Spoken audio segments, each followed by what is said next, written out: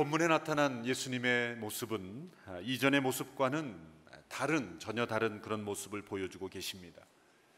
지금까지의 예수님은 대중 앞에서 자신을 나타내기를 원치 않으셨던 예수님이십니다. 박수받고 주목받는 것을 원치 않으셨던 예수님이십니다. 그래서 늘 기적을 베푸시고 난 뒤에는 자신을 숨기시고 무리를 피해 산으로 가시든지 아니면 광야로 가시든지, 또 제자들에게 여러 번 반복해서 사람들에게 알리지 말라, 말하지 말라 이렇게 반복하셔 말씀하시던 분이었습니다. 마가복음에서도 7장에 보면 듣지도 못하고 말하지도 못하는 한 사람을 고쳐주시고는 제자들에게 이렇게 말씀하셨습니다. 마가복음 7장 36절의 말씀을 보면 예수께서 이 일을 아무에게도 말하지 말라고 사람들에게 명령하셨습니다. 그러나 예수께서 하지 말라고 하실수록 그들은 더욱더 말하고 다녔습니다. 참 흥미로운 구절이죠. 예수님은 제발 이 일을 말하지 말라 제자들에게 말씀하셨지만 제자들은 그럴수록 더욱더 말하고 다녔다는 거예요. 말하지 않으면 견딜 수 없는 충격이 있었기 때문이죠. 사람들은 늘 하지 말라는 것을 이렇게 하고 싶은 습성이 있는 것 같습니다.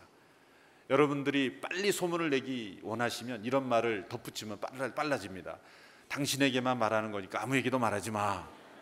모든 사람이 알게 됩니다. 한 사람에게 말하면 돼요. 한 사람에게. 제자들에게 그렇게 신신당부하시면서 제발 이 일을 아무에게도 말하지 말라. 하나님의 때가 이르지 아니하였을 때 자신이 더 많이 공개되는 것을 원치 않으셨던 것이죠. 또 마태복음에서도 제자들에게 예수님에 대한 소문을 내지 말라 여러 번 말씀하셨어요. 변화산 사건 이후에도 너희가 본 것을 아무에게도 말하지 말라 이렇게 말씀하셨죠. 요한복음에서는 독특한 표현을 사용했습니다. 내 때가 이르지 아니하였다. 요한복음 2장에서 예수님의 어머니 마리아가 포도주가 떨어졌다는 말씀을 드리자 내 때가 아직 이르지 아니하였습니다. 요한복음 곳곳에 보면 이 때라는 단어가 많이 나옵니다. 내 때가 이르지 아니하였다. 내 때가 이르지 아니하였다. 또 때가 이르지 아니하였으므로 예수님을 잡지 못하였다. 이런 표현이 많이 등장합니다.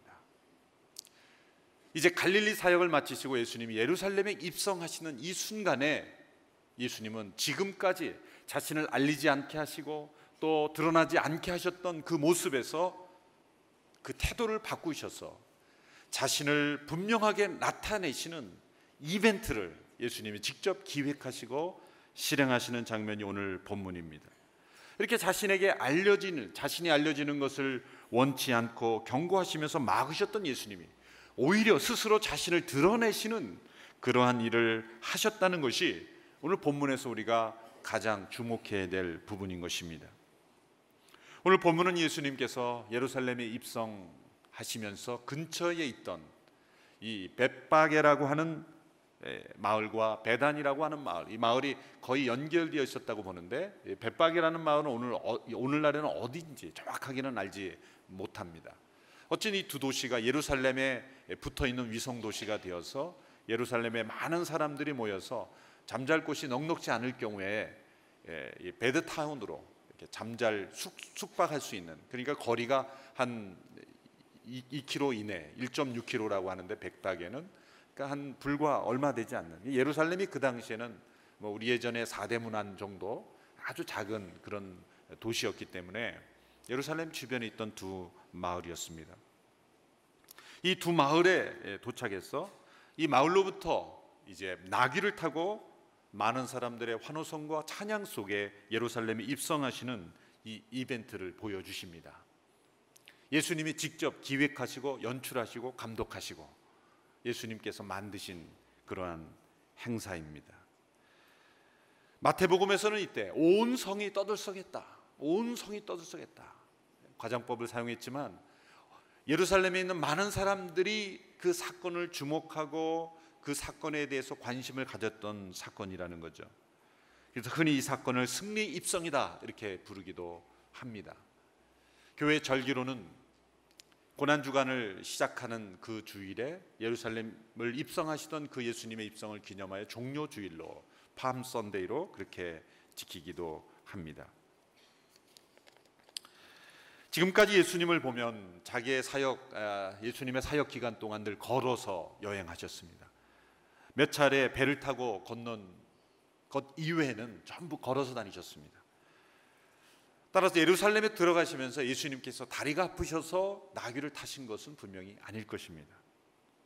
예수님께서 왜 이렇게 지금의 모습과는 다른 모습으로 나귀를 타심으로 사람들의 주목을 받고 그런 모습으로 예루살렘에 입성하셨는가? 이것이 오늘 본문을 통해서 우리가 생각해 보아야 할 중요한 문제인 것입니다.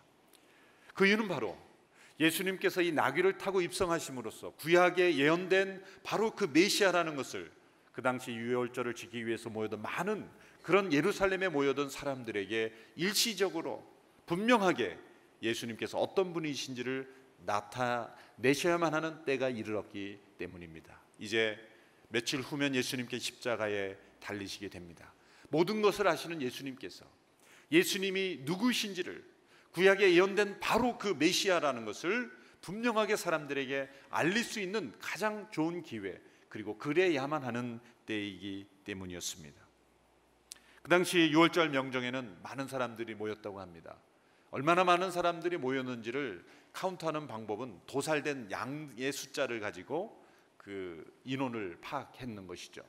요세푸스라는 역사가 이해하면 그 당시 평균적으로 도살된 양들이 25만 마리, 25만 6,500마리 뭐 그 정도의 양들이 도살된 것을 볼 때 몇 명만 더해도 150만에서 200만, 300만은 훨씬 넘는 인원이 되는 것이죠. 그 작은 도시에 수많은 사람들이 밀집해서 유월절 행사를 지켰던 것입니다. 그 많은 사람들에게 구약에 예언된 그 메시아가 바로 예수님이라는 것을 보여줄 수 있는 도구로 선택된 동물이 바로 나귀인 것입니다. 그래서 오늘 본문에 보면 본문의 거의 반 정도의 분량이 나귀를 끌어오는 일을 시키시고 그 제자들이 나귀를 가져오는 그 내용이 거의 절반을 차지하고 있습니다. 아니 그 나귀를 가져오도록 하는 일, 심부름을 시키는 일이 뭐가 그렇게 중요하다고 성경의 본문에 그렇게 많이 할애가 됐겠습니까? 그만큼 중요하다는 겁니다. 그래서 이 본문의 주인공은 예수 그리스도이지만 조연은 바로 나귀입니다. 나귀. 예수님이 만드신 이 이벤트의 가장 중요한 조연은 나귀입니다. 따라서 나귀라는 동물을 선택하신 의미를 이해해야 하는 것입니다. 오늘 본문 1절로 3절까지의 말씀을 함께 읽겠습니다. 시작. 그들이 예루살렘에 가까이 와서 올리브산 근처 벳바게와 베다니에 이르렀을 때 말씀하셨습니다. 저기 보이는 마을로 들어가라. 그곳에 들어가 보면 아직 아무도 탄 적이 없는 새끼 나귀 하나가 매어 있을 것이다. 그 나귀를 풀어서 이리로 끌고 와라. 만약 누가 왜 이러느냐고 물으면 주께서 필요하시니 쓰고 제자리에 갖다 놓겠다고 하라. 두 명의 제자들에게 나귀를 끌고 오라는 예수님의 지시를 보면 잘못 보면 절도행위처럼 그렇게 보일 수가 있습니다. 그러나 예수님은 분명히 주인의 동의를 얻고 주인의 허락 속에서 가져오도록 만드셨지요. 어느 장소에 가면 나귀를 만날 것이고 그 나귀를 끌고 오려면 분명히 왜 가져가냐고 말하는 사람이 있을 것이고 그 사람에게 주께서 필요하시니 쓰고 제자리에 갖다 놓겠다라고 말하라. 그러면 보내줄 것이다. 장차 일어날 일, 어디에 동물이 있고 어떻게 대화하고 어떻게 해야 될지도 상세하게 가르쳐 주시는 그 예수님의 전지하심, 모든 것을 미리 하시고 모든 것을 주관하실 수 있는 그 나귀의 주인, 그 주변에 있는 사람들의 마음까지도 다 다스릴 수 있는 그런 예수님의 모습을 보여주는 것입니다. 흥미로운 것은 이 나귀를 끌어올 때 그 나귀를 뺏어오는 것이 아니라 그냥 가져오는 것이 아니라 빌려오는 것으로 말씀하셨다는 거예요. 물론 예전에 개역 번역에서는 주께서 쓰시겠다 하라 하고 끝납니다. 그러면 이리로 올 것이다 그렇게 말하는데 이 번역상에 이 우리말 성경에서 더 정확한 번역을 선택했다고 생각합니다. 쓰고 제자리에 갖다 놓겠다고 하라. 여러분 이해가 잘 안 되는 표현 아니겠습니까? 하늘과 땅의 모든 것을 가지신 그분께서, 모든 것의 주인이신 예수님께서 사실 이 나귀의 주인 아닙니까? 저와 여러분의 주인이시고 모든 것의 주인이신 예수님께서 개역 번역대로 주께서 쓰시겠다 하라 그리고 끝나버려도 돼요. 얼마나 권위 있고 얼마나 멋있는 모습입니까? 주님께서 쓰시겠다는데 누가 거부할 것입니까? 그렇게 끝내도 괜찮은 내용입니다. 그런데 예수님께서는 쓰겠다고만 하지 아니하시고 제자리에 갖다 놓겠다. 예수님의 인생을 보면 평생 빌려서 사신 인생입니다. 빌린 배를 타시고 시몬의 배를 빌리셔서 오르셔서 가르치셨죠. 또 빌린 다락방에서 유월절 식사를 하셨죠. 빌린 집에서 사셨죠. 그리고 무덤도 빌리셨죠. 여기서는 또 나귀까지 빌려 타셨어요. 모든 것의 주인이신 예수님께서 자신의 권리를 마땅히 주장하실 수 있는 그분께서 태어나실 때에도 구유에 태어나시고 모든 것을 다 빌려서 사신 인생이었습니다. 혹시 여러분 가운데 삶 속에 많은 것을 빌려야 하는 그런 상황 가운데 있다면 예수님을 보시고 위로받으시기를 축원합니다. 세상에서 상처받지 않게 되기를 축원합니다. 그런데 예수님께서 얼마나 확실하게 말씀하셨어요. 쓰고 확실하게 제자리에 갖다 놓겠다. 이 말씀이 저에게 큰 은혜가 다가왔습니다. 저에게. 왜냐하면 제가 어떤 분들의 책을 빌리고 제자리에 갖다 놓지 않은 것이 갑자기 생각이 났어요. 빌린 것은 확실하게 제자리에 갖다 놓는 것, 이 예수님의 모습이었어요. 돈은 물론이고 사소한 것 하나도 남의 것을 빌린 것은 확실하게 제자리에 갖다 놓는 것, 이것이 예수님의 모습이고 또 크리스찬의 성품이어야 한다는 거죠. 예수님의 신비를 믿기 싫어하는 어떤 학자들은 틀림없이 예수님이 사전에 베다니에 이전에 자주 왔다 갔다 했기 때문에 어떤 사람에게 미리 이렇게 부탁을 해서 내가 제자들을 보낼 테니까 내가 말한 대로 하면 그 나귀를 좀 보내줘. 그러면 제자들이 놀랄 거 아니에요. 그래서 예수님이 마치 전능하신 분처럼 미리 사전에 그 모의를 해서 시나리오를 짰다 이렇게 말하는 것이죠. 그런데 그 당시 문화를 전혀 알지 못하는 어리석은 생각이죠. 오늘날에는 핸드폰도 있고 이메일도 있고 뭐 여러 가지 도구가 있지만은 그 당시는 전부 걸어서 소식을 전하고 걸어서 다녀야 되기 때문에 제자들과 함께 생활하는 예수님이 그런 것까지 신경 쓰면서 하실 수는 없는 그런 상황 아니겠습니까? 예수님께서 나귀를 가져오도록 하시는 이유, 그것은 스가랴에서 예언된 구약에 예언된 메시아가 나귀를 타고 오시는 분으로 예언되었기 때문에 그 말씀을 이루기 위한 것이었습니다. 스가랴서 9장 9절의 말씀을 같이 읽겠습니다. 시작. 시온에 따라 마음껏 기뻐하여라. 예루살렘에 따라 소리쳐라. 보아라, 내 왕이 내게로 오신다. 그는 의로우시며 구원을 베푸시는 분이다. 그는 의로우시며 구원을 베푸시는 분. 그는 겸손하셔서 나귀를 타시니 어린 새끼 나귀를 타고 오신다. 여기에 메시아의 오시는 모습, 왕이 오시는데 그 왕은 겸손해서 나귀를 타고 오시는 모습이었습니다. 이 예수님에 대한 생애와 사역이 구약에 구체적으로 200여 가지가 넘게 구절이 예언되어 있습니다. 얼마나 많은 예언이 예수님 한 분에게서 그대로 성취되었는지 놀랄 정도입니다. 직접적인 것만 해도 200여가 넘어요. 간접적인 거 하면 훨씬 더 넘죠. 미국의 어느 그 과학자이자 수학자인 스키너라는 사람이 이 예언이 이루어질 확률을 한번 계산해 봤어요. 예수님 한 분에게서 이 구약의 예언들이 이루어질 확률을 이분은 믿지 않으려고 그 확률을 계산해 봤더니 8가지의 예언이 한 사람에게서 우연히 이루어질 확률, 8개의 다른 시대에 주어진 예언이 다음 시대에 한 사람에게서 동시에 이루어질 확률을 계산해 본 거죠. 그 확률을 계산해 보니까 10의 17 자승분의 1이에요. 10의 17 자승분의 1이 얼마나 그 큰 숫자냐면요. 이분이 이제 미국을 배경해서 글을 썼어요. 텍사스가 아마 우리 한반도의 한 3배 넓이 될 거예요. 그러니까 우리 남한의 한 3배 정도 되는 그 넓이에 100원짜리 동전을 2피트 높이로 쌓을 수 있는 그런 개수예요. 전역을 우리 한반도 전역을 이런 높이로 동전을 쌓는 동전의 개수가 얼마나 많겠습니까? 확률이. 근데 그런 동전을 쌓아놓고 그 위를 이제 스포츠카를 타고 출발하기 전에 한 동전을 에다 마크를 해놓습니다. 검정색 펜으로 마크를 칠해놓고, 그러고 나서 그걸 다 섞습니다. 뭐 상상을 하는 거죠. 그걸 다 섞어요. 동전을 어떻게 섞을지 몰라 섞어요. 그러고 나서 그 비를 이제 차를 타고 막 종횡무진 다니고 싶은 대로 막 다닙니다. 계속 다니다가 갑자기 그냥 세우고 싶은데 딱 세워서 차에서 내려서 첫 번째 동전을 딱 집었는데 바로 그 동전이 집힐 확률. 머리가 너무 복잡합니까? 그게 가능하다고 보십니까?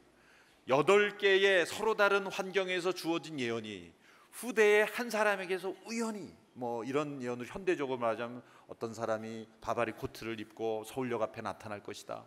또 다른 시대 사람들이 신문을 읽고 어떤 사람이 나타날 것이다. 그런 8가지가 동시에 이룰 확률은 그 정도라는 거죠. 그러니 200여 가지의 예언이 한 사람에게서 이루어질 확률은 이건 불가능 중에 불가능해요. 8개만 이루어지는데도 그렇게 어려운 불가능한 확률인데 어떤 것을 이루겠습니까? 어떤 자유주의적으로 예수님의 메시아 되심을 믿는 사람들은 예수님이 청소년 때 예루살렘에 가서 그 유월절에 피 흘려 죽는 동물들을 보고 이렇게 돼서는 안 되겠다. 국가적인 낭비고 이건 종교적으로 무의미한 것이다. 내가 메시아가 돼야 되겠다라는 메시아 의식을 가지기 시작해서 그때부터 메시아 예언을 하나하나 찾아가면서 이루어가기 시작했다고 주장을 해요.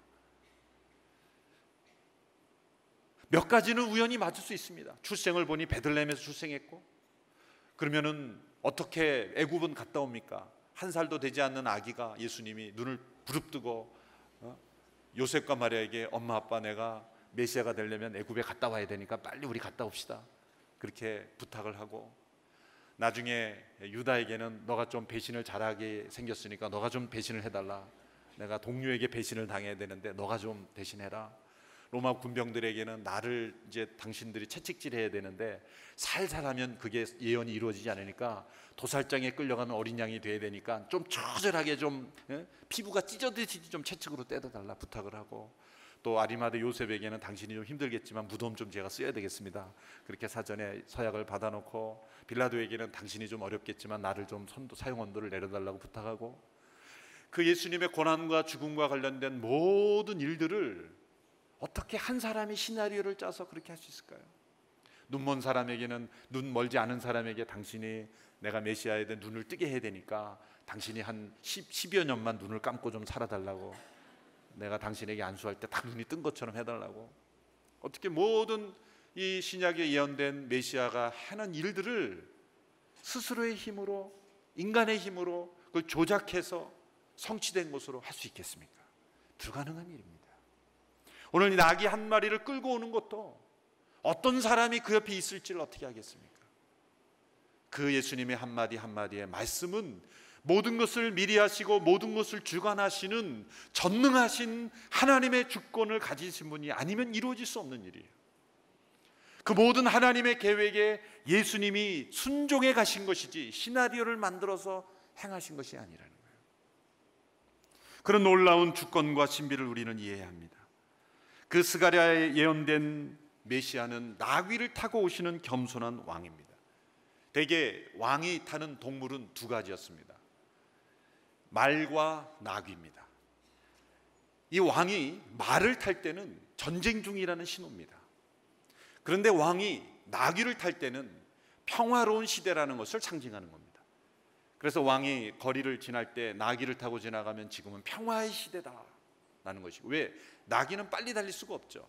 왕이 저렇게 한가하게 천천히 거니는 나귀를 타고 가는 것을 보면 이 시대가 정말 평화로운 시대구나. 그런데 빨리 달려야 되는 말을 타면 지금은 위기 시대구나, 우리가 긴장해야 되는가라는 것을 보여주는 상징적인 도구였다는 것이죠. 그래서 겸손해서 나귀를 타고 오는 것, 그것이 겸손의 상징이지만 또한 중요한 의미는, 오늘날의 나귀는 무시받는 그런 동물이지만 그 당시에는 이 왕의 동물이었다는 걸 우리는 기억해야 합니다. 겸손과 평화의 상징인 나귀라는 거죠. 예수님은 이 나귀와 아주 연관이 많습니다. 우리가 크리스마스 때 오해하는 단어 중에 하나가, 예수님이 구유에 누이셨는데 말구유라고 자꾸 얘기를 하는데, 사실은 성경적인 시대, 이사야라든가 성경적인 시대의 배경을 보면 말구유가 아니라 나귀의 구유입니다. 나귀의 구유입니다. 그래서 나귀 구유입니다. 발음은 말구유가 훨씬 편한데 나귀의 구유예요. 그러니까 예수님은 태어나실 때도 구유에 누이셨고, 나귀 구유에 누이셨고, 나귀의 먹이통에 누이셨고, 또 십자가를 향해 나가실 때 또 나귀를 타고, 나귀로서 오시는 그 예수 그리스도, 스가랴의 예언을 바로 이루시는 바로 그분이시라는 거죠. 이건 무엇입니까? 예수님이 지금 왕으로서 예루살렘에 입성하시는데 군중들이 기대한 그런 정치적인 왕이 아니라 나귀를 타신 온 세상의 구세주가 되신 메시아의 왕이라는 것을 보여주는 것입니다. 그런데 예수님께서 이 나귀를 타고 입성하실 때 주위에 있던 많은 사람들이 보여준 모습은 예수님을 아주 심각하게 오해하고 있었다는 것을 보여주고 있습니다. 8절로 10절의 말씀을 우리 같이 읽겠습니다. 시작. 또 어떤 사람들은 들에서 나뭇가지를 꺾어와 길에 깔기도 했습니다. 앞서가는 사람들과 뒤따라가는 사람들이 외쳤습니다. 호산나, 복이 있으리로다. 주의 이름으로 오시는 분이여, 복이 있도다. 다가오는 우리 조상 다윗의 나라여, 지극히 높은 곳에서 호산나. 우리 종료주일 때에 우리 찬양대도 이 찬양을 많이 부르죠. 호산나 호산나, 주의 이름으로 오시는 분, 이 호산나, 이 찬송을 많이 저희가 부르는데, 이 군중들의 노래가 순수한 예수님께 대한 찬양으로만 생각하기 쉬운데 그렇지 않습니다. 찬양은 찬양입니다. 근데 오해가 포함된, 편견이 포함된 노래입니다. 분명히 예수님을 모시는 퍼레이드입니다. 분명히 예수님을 환영하는 그런 행진입니다. 그러나 군중들의 의도는 예수님의 의도와 전혀 다릅니다. 많은 사람들이 길 위에 겉옷을 깔고, 그리고 종려나무 가지를 꺾어와 길에서 깔고, 그리고 호산나를 부르며 환영하는 그 군중들의 모습을 보면은 한 가지 한 가지가 다 오해입니다. 그래서 호산나라는 단어는 지금 구원하소서, 지금 우리를 구원하소서라고 하는 시편 118편 25절에 인용된 말씀이죠. 시편 118편 25절을 보십시오. 이런 구절이 있습니다. 오 여호와여 간구합니다. 우리를 구원하소서. 오 여호와여 간구합니다. 우리가 잘 되게 하소서. 우리를 구원하소서, 지금 구원하소서. 그것이 호산나라는 단어의 뜻입니다. 이것은 분명히 하나님의 구원에 대한 갈망의 요청입니다.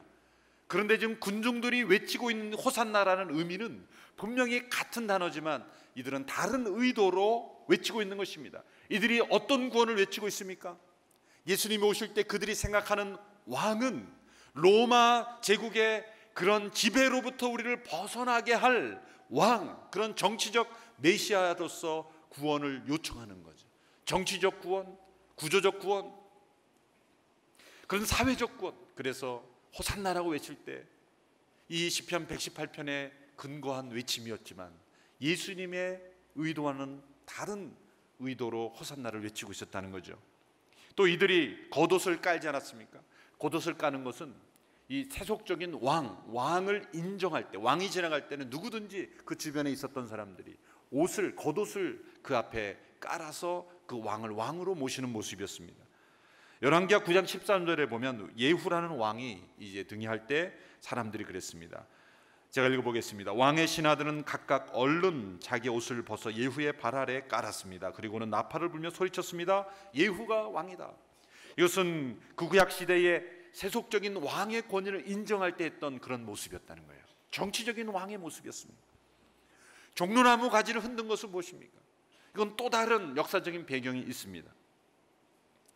유대 역사상 가장 비참했던 사건은 주전 175년에 이 유대가 이 시리아에 의해서 안티오쿠스 에피파네스라는 왕에 의해서 완전히 멸망을 당했어요. 예루살렘이 완전히 황폐됐습니다. 얼마나 이 예루살렘 성을 회파하고 그리고 성전을 더럽혔는지 그 성전을 매운굴로 만들고 완전히 우상숭배의 굴로 만들었던 거예요. 참지 못한 이 마카비우스라는 사람이 일어났어요. 그래서 전쟁을 일으켜서 그 예루살렘을 탈환합니다. 그 예루살렘을 다시 정복하고 그 마카비우스가 들어올 때 사람들이 종려나무 가지를 꺾어서 흔들면서 그 예루살렘을 다시 정복한 그를 환영했던 것이 기원이 돼서 그로부터 전쟁에서 승리하고 돌아온 그런 개선 장군을 환영할 때는 종려나무 가지를 흔들며 그 앞에 깔면서 환영했던 것이죠. 그러니까 이 호산나라고 부르고 겉옷을 깔고 종려나무 가지를 드는 게 여러 다른 시대에 있었던 습관들이 한꺼번에 다 모인 거예요. 어떤 사람은 겉옷을 깔고 자기가 아는 대로 환영하는 거예요. 자기가 익숙한 대로 호산나를 외치기도 하고 또 종려나무 가지를 흔들기도 하고. 그러나 그 모든 것이 공통점은 뭡니까? 다 오해입니다. 다 민족주의적인 왕이요 메시아요 정치적인 지도자를 환영하는 것이지, 예수님이 지금 가시는 십자가를 향하여 가시는 그런 메시아, 그런 구원자를 갈망하고 그렇게 한 것은 아니라는 거죠. 예수님이 구원자로서 예루살렘에 입성하실 때 계획하셨던 건 딱 한 가지였습니다. 나귀를 타고 들어가시는 것이었습니다. 그 외에는 무리들이 그 예수님에 대한 호기심 때문에 많은 무리들이 모였죠. 그래서 이 예루살렘에 그 당시에 모인 사람들 중에 환영 나온 사람 중에 여러 부류의 사람들이 있었을 거예요. 어떤 사람들은 베다니에서 예수님이 죽은 나사로를 살렸다는 소문을 듣고 예수님이 누구인지를 보고 싶어서 나온 사람도 있었겠고, 아니면 사람들이 많이 모이면 그저 아무 생각 없이 무슨 모임이든 열심히 가서 같이 군중 심리에 잘 휩쓸리는 그런 사람도 있을 것이고, 어떤 사람은 정치적인 메시아라는 확신을 가지고 예수님을 환영하며 종려나무 가지를 흔든 사람도 있을 것이고, 제자들은 그냥 예수님과 함께 했던 것이 좋았기 때문에 같이 흥분했을 것이고, 그러나 그 흥분의 도가니 속에 있었지만 예수님은 절대 흥분하지 않았어요. 예수님은 결코 이 군중의 환호성에 휩쓸리지 않으셨습니다. 그래서 교회에서 연극을 할 때, 종려줄 연극을 할 때 예수님이 이제 이 예수님 역할을 하는 분이 나귀를 타고 이렇게, 나귀는 되게 이제 건장한 청년이 하죠. 나귀가 올 수 없으니까 그러고 하는데 옆에서 막 가지를 흔들고 겉옷을 깔고 그러면은 예수님이 이렇게 군중들의 화답한, 이러면 안 돼요. 그거는 본문을 잘못 읽은 겁니다. 예수님이 그러셨을까요? 나귀를 타고 오시면서 군중들이 외치고 겉옷을 깔고 그럴 때 잘했다, 그래 고맙다, 감사하다, 너도 왔구나, 너도 왔구나 이러면서 그러지 않으셨습니다. 예수님은 아마 그 군중들의 시선에 휩쓸리지 않으시고 나귀 앞을 보시면서 그냥 묵묵히 나귀를 타고 홀로 조용히 걸어가셨을 거예요. 예수님이 그렇게 하지 말라 그래도 이미 통제불능의 상태입니다. 사실은 이 군중들이 한번 흥분하기 시작하면요 못 말립니다. 그 당시에 마이크가 있었겠습니까? 뭐가 있었겠습니까? 예수님이 이것을 즐기시지 않았지만 예수님은 나귀에서 내려오시지 않았습니다. 왜? 그걸 즐기셔서가 아니라 예언을 이루려면 나귀 타고 들어가야 되는데, 군중들이 흥분한다고 예수님이 나귀에서 내려서 숨으실 수가 없잖아요. 나귀 타고 들어가셔야만 하는 거죠. 이런 의미에서 예루살렘 입성은 우리가 생각하는 그런 승리의 입성이 아닙니다. 예수님은 정치적인 정복자로 예루살렘에 들어간 것이 아니기 때문입니다. 가시면류관을 쓰시고 십자가라는 보좌에 앉으시고 세상의 보좌가 아니라 십자가에 달리시는 그런 보좌에 앉으셔서 조롱받으시고 고난당하시는 왕으로 입성하시는 것입니다. 나귀를 타시고 겸손과 섬김과 자기 희생으로 평화를 이루시는 왕으로 예루살렘에 입성하시는 것입니다. 그러므로 예수님께서는 나귀를 타심으로써 그 모든 예루살렘에 모인 사람들이 가지고 있던 오해를 무너뜨리시는 것입니다. 바로잡으시는 것입니다. 군중들은 흥분에 사로잡혀서 왜 예수님이 나귀를 타고 오시는지 의미를 기억하지 않았어요. 스가랴서의 9장 9절의 말씀만 그들이 기억했더라면, 아니 9장 9절만이 아니라 그 다음 구절인 10절까지 한 절만 더 읽었더라면 예수님이 어떤 분인지를 그들은 깨달았을 것입니다. 스가랴서 9장 10절의 말씀, 아까 읽었던 19절 다음의 말씀 10절의 말씀을 같이 한번 읽어보겠습니다. 시작. 내가 예브라임에 있는 전차를 없애고 예루살렘에 있는 말을 없애고 전쟁용 활도 부러뜨릴 것이다. 그가 다른 민족들에게 평화를 말하고 그가 바다에서 바다까지 다스리며 유프라데스 강에서 땅끝까지 다스릴 것이다. 나귀를 타고 오시는 평화의 왕이 이루시는 그 나라의 모습을 보여주고 있습니다. 그래서 9절까지 읽는 게 중요해요. 10절까지를 읽어야지 9절의 의미가 해석이 돼요. 그래서 성경을 읽을 때는 반드시 앞뒤 구절을 함께 읽어야 돼요. 핀셋으로 한 구절만 딱 끄집어서 내면 큰일 납니다. 그렇게 성경을 읽으면 큰일 나요. 그래서 어떤 사람은 성경을 큐티를 이런 식으로 하죠. 이렇게 성경을 딱 펴서 오늘 주시는 말씀 뭘까 딱 피면은 유다가 가서 목을 매니라. 그러면은 어이, 내가 가서 오늘 목을 매야 되나? 이런 말씀을 주실 리가 없지. 그래서 다른 구절을 딱 피면은 너도 가서 이와 같이 하라. 이런 말씀. 이럴 리가 없는데 그러고 3-4번 다시 딱 펴면 내가 하고자 하는 속히 하라. 다 성경에 나오는 예수님의 말씀이지만 그런 식으로 하면 안 돼요. 핀셋으로 뽑으면 안 돼요. 이 9절 말씀에 나귀를 타고 오시는 평화의 왕이 이루시는 나라의 모습을 여기 분명히 설명하고 있어요. 전차를 없애고 말을 없애고 활도 부르뜨릴 것이다. 말과 활과 창과 전차로 이루는 무력의 나라가 아니라, 세상의 권력으로 이루어지는 나라가 아니라 다른 민족들에게 평화를 말하고, 유대 민족의 평화가 아니다, 유대 민족만의 평화가 아니라 다른 민족들까지도 평화가 전해지는 나라다. 그리고 그분은 바다에서 바다까지 다스린다. 온 세상을 다스린다는 거예요. 유프라테스 강에서 땅 끝까지 다스릴 것이다. 땅 끝을 향하여 나아가고 있다는 거예요. 바다에서 바다까지, 땅 끝까지 다스리는 분이다. 나귀를 타고 오시는 분은 온 세상을 다스리시는 분이다. 평화의, 온 세상을 평화의 나라로 인도하시는 메시아다라는 것을 보여주고 있는 것이죠. 유대인들이 이렇게 9절과 10절만 분명히 알았더라면 지금 나귀를 타고 오시는 그분이 이루실 그 하나님의 나라가 어떤 나라인지를 깨달았을 것입니다. 이 모든 것을 보여주시기 위해서 예수님은 나귀를 타고 이벤트로 보여주신 거죠.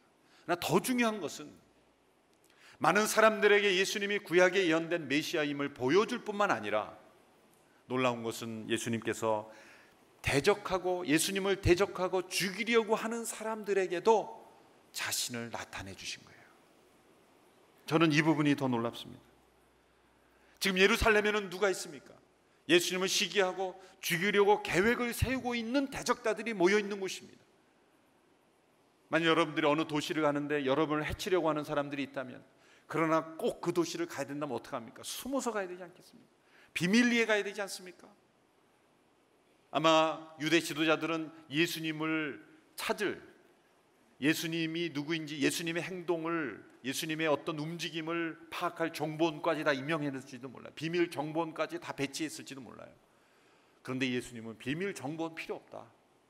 나 여기 있다.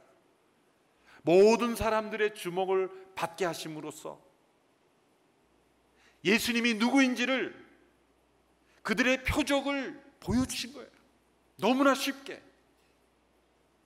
예수님은 자신을 노출시키셨습니다. 이날은 예수님께서 십자가에 죽으시기 닷새 전이었습니다. 6월절은 그달 14일이고 이날은 10일이었는데, 이날은 율법에 의하면 6월절 양을 취하는 날이에요. 6월절 양을 선정하는 날이에요. 이 양이 6월절 양이다 라고 선정하는 날이 바로 그날입니다. 그날에 예수님은 내가 바로 6월절 제물이다 라고 대중 앞에 공개한 것이죠. 자신을 6월절 대속제물로 선포하신 것입니다. 마치 장차 고난당하시고 죽임당하시는 것이 그분의 기쁨이요 간절히 바라는 것처럼 예수님은 대적들에게 자신을 공개하시고 노출하셨습니다. 십자가를 향하여 나가시는 예수님의 발걸음은 제자들의 앞장서서 가시며 영광스러운 발걸음으로 당당하게 두려움 없이 용기 있게 나가시는 발걸음이었습니다. 자, 이러한 예수님 앞에서 우리가 어떻게 반응해야 합니까? 우리도 역시 예수님을 환영하며 외쳤던 군중처럼 호산나를 외쳐야 합니다. 그러나 다른 의미로 호산나를 외쳐야 합니다. 그들은 우리를 지금 구원하소서, 정치적인 이 원수들로부터, 로마의 압제로부터 우리를 구원해달라고 호산나를 외쳤지만, 우리는 다른 의미, 원래 시편 118편에 의도하였던 그 의도대로 우리를 구원하소서, 나의 죄로부터 나를 구원하소서, 나 자신으로부터 나를 구원해 주소서, 나의 죄와 허물로부터 나를 구원해 주셔서, 고난만 찾아오면 예수님을 쉽게 버리는 나의 연약한 믿음에서 나를 구원해 주소서, 세상의 헛된 영광을 기대하는 이 어리석음으로부터 나를 구원하소서, 호산나를 외치며 주님을 맞이해야 하는 것입니다. 군중들은 겉옷과 가지들을 그분 앞에 깔아놓으며 그분을 정치적인 지도자여 개선 장군여 세상의 정복자로 환영했지만, 우리는 무엇으로 예수님의 길 앞에 깔아드려야 합니까? 예수님이 원하시는 건 우리의 연약함, 우리의 염려, 불안, 두려움, 우리의 상처, 우리의 고집, 우리의 편견, 나 자신을 그분 앞에 깔아드리고 그것을 예수님이 밟고 지나가시도록 내어드림으로써 사단의 모든 권세를 짓밟으시고 승리하신 이 세상을 세상의 무력이 아니라 십자가로 승리하시고 이 세상의 정복자로 오신 것이 아니라 이 세상 속에 하나님의 나라를 이루시기에 오시는 그 분을 우리가 환영해야 할 것입니다. 이 본문을 통해서 우리의 마음속에 참된 호산나의 고백이 회복되기를 축원합니다. 주여 구원하소서, 주여 나를 구원하소서. 주님 앞에, 주님이 가시는 길 앞에 우리의 죄와 허물과 모든 것들을 내어드림으로써 십자가의 승리가 나의 승리가 되는 저와 여러분이 되기를 주님의 이름으로 축원합니다.